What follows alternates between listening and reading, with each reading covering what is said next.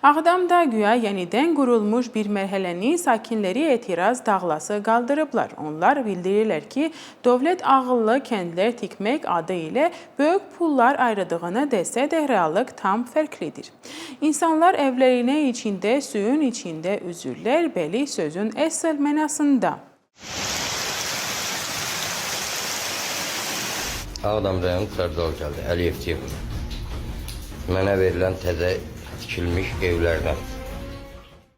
Milli Məclisin deputatı Elman Məmmədov bu şikayətlərə münasibət bildirib. Deputat qeyd edib ki, sosial şəbəkələrdə bəzi görüntülər paylaşılır. Ağdamın Sarıcalı kəndindən olan sakinlərimizdən bir evdən görüntü paylamışdı. Evin içində boş vərdə qoymuşdu, tavadan yağışın damcıları axırdı.